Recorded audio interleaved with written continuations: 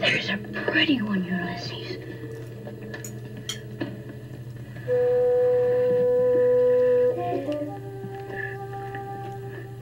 There it is. Hello, BookTube. I'm Shawn the Book Maniac. Welcome back to my channel. Here I am with the debut in a occasional series of catty videos I'm going to be featuring on my channel, where I hook up with a famous booktuber and or other bookish social media celebrity to talk about some article, about a writer, about a book, or some bookish topic, and just have a little chat.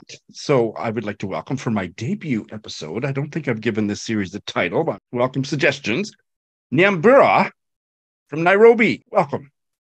Hi, everyone, and thank you so much, Shawn, for having me, and Bolt, who might be making an appearance at some point. Well, we've got two interlocutors today. How fabulous. I'm going to stress this even more strongly than I have in the past when Nyambura has been on my channel. They have I believe it's a weekly newsletter on bookish topics. It's on Substack. And I have to admit to Nyambura that I never read it until last week. I've been a subscriber for months, and I read it from start to finish, the latest issue, and it is amazing. I love it so much. It's really a special piece of literary journalism that is free, although I think that Nyambura deserves a lot of sponsorship, and there are ways to support the endeavor that you can find at the end of every column, that it's really something that you need in your bookish life. So please check that out, because I finally did. Thank you. And I think we'll talk about it a little bit during today's conversation. So it's about time I introduced today's topic. Today's topic is a long-form article that was published in The Guardian about a month ago about the preeminent, or one of the preeminent, Kenyan writers, Ngũgĩ wa Thiong'o. And a younger Kenyan writer went to visit him in California. He is 85, and this younger writer, Carrie Baraka, stayed with him for several days, and this is his article. I thought it was fascinating, and it was a kind of a recap of why and how Ngũgĩ is such a pioneering literary figure in Africa, and in Kenya in particular, and where he is at in his life. There's been some controversy among, I guess in particular, among members of Ngũgĩ's family about the personal details that were shared. I think that Ngũgĩ really volunteered them and invited the writer into his house, but that's maybe something we'll talk about. Ngũgĩ is 84, and he's ailing and has had several surgeries, and there's some family issues and so on, and those were all detailed. And it was a really quite comprehensive look at the man and his writing. So that's the overview I would give. Did I miss anything important? And or please take it away from there, Nyambura. Well, it was very interesting reading a profile that was set up in this sort of way. I can't remember the last time I read an author profile where the author welcomes the writer into their home. I mean, I think it makes sense. As you are saying, he is an older man, he's ailing and all of that stuff. So in a lot of ways, it was practical for him to have Baraka come over to his house.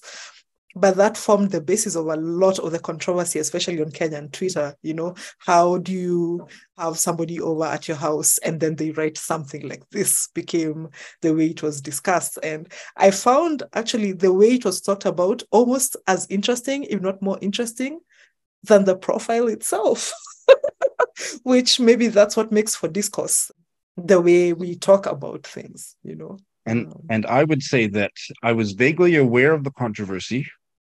I think it's in part of the reason why we agreed to talk about this article. And then I got to the end of the article about 2 hours ago, and I thought, okay, well, so what was controversial? What?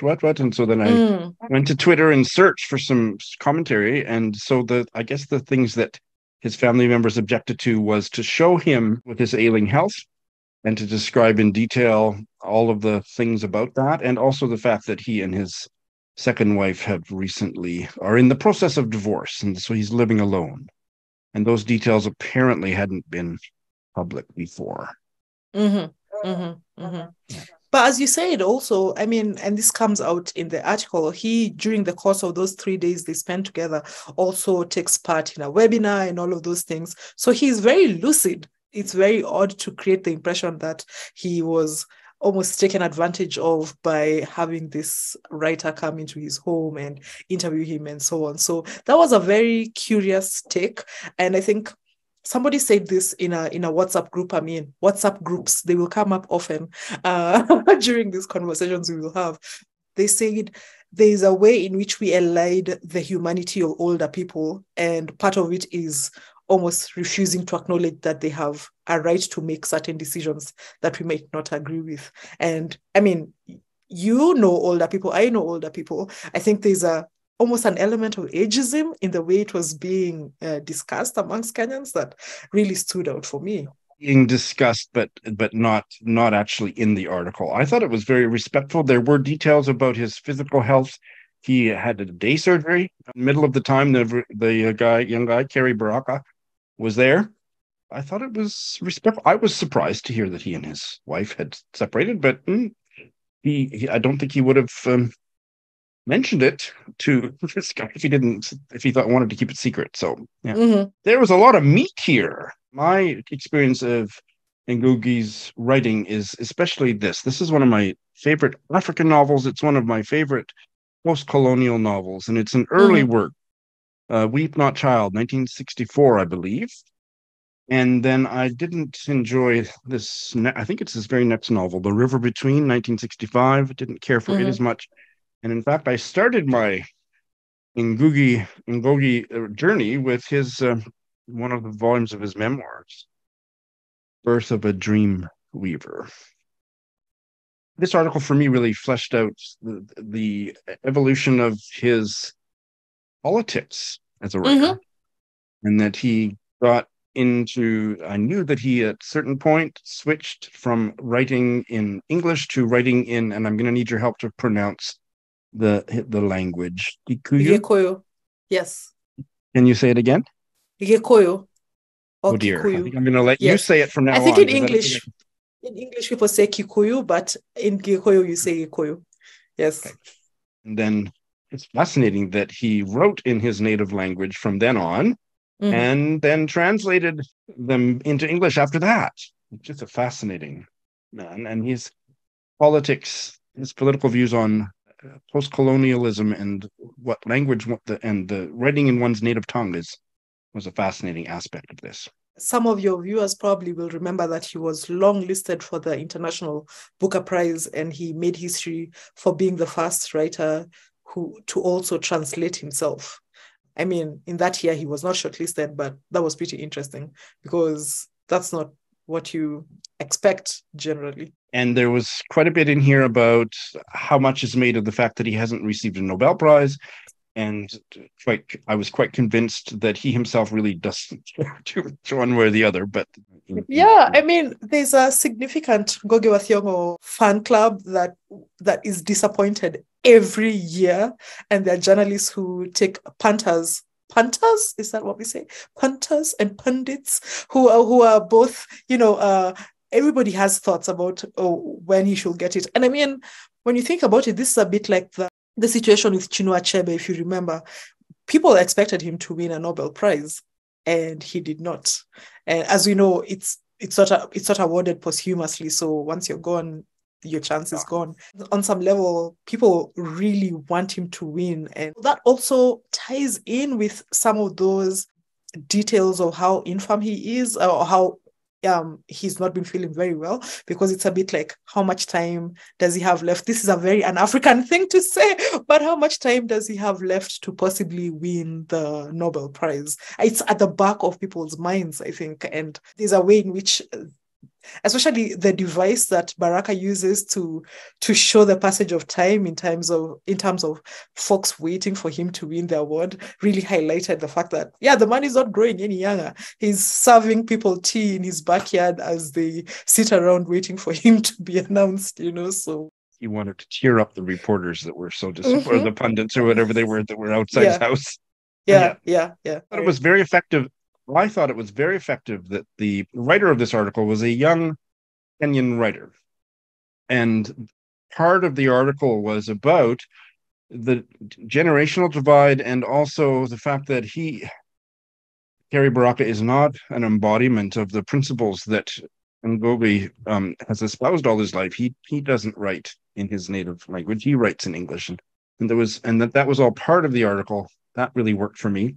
And the other thing is, maybe the deepest thing in this article was that Ngũgĩ's protagonists and Ngũgĩ himself fight losing battles. So there's not a huge group of African writers that are writing in their native tongue, and several other things that Ngũgĩ has devoted his life and his writing to, and his protagonists, what they're fighting for doesn't usually manifest. And I thought that was interesting point to be made about the writer and his writing. There's just something about a profile writer who knows when to insert themselves. And Baraka was quite good at, inserting himself and saying, this is who I am. I read his books. Like I, for instance, read Ngũgĩ's children's books. I was telling Shawn before the call began. And also The River Between and his play with Ngũgĩ Mirii, I think is his name, called Ngaahika Ndeenda, I Will Marry When I Want, which was quite a controversial play when it was first shown in Kenya and so on, which I think is mentioned in the profile. And so if I remember correctly, that's the one that got him in prison. That's what Kenyan put. That's the one.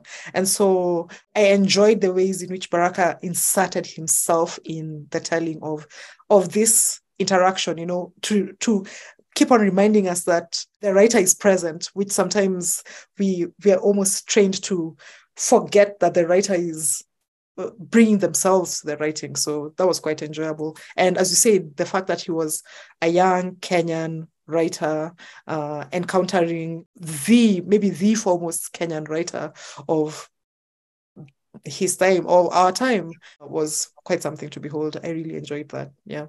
Now I reveal to the audience that I know him in real life, but read more of Kerry's nonfiction writing because he has a very particular voice, which, read more of his writing just to see what else he does because he writes in a very particular way. Yeah.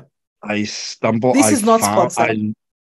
Great. I looked him up. So his website, I was on his website. Is the man cute? He's not cute. He's not cute. Okay, well, I'll leave that in. And I'll have a picture of him right there. This was fabulous. I think we have whetted people's appetite to go and read the full article. It's long. It takes maybe 30, 45 minutes to read. Yeah, it is a long read. It was delightful. This was even more delightful. Nyambura, thank you so much. Thank you for having me, Shawn. It's always a good time.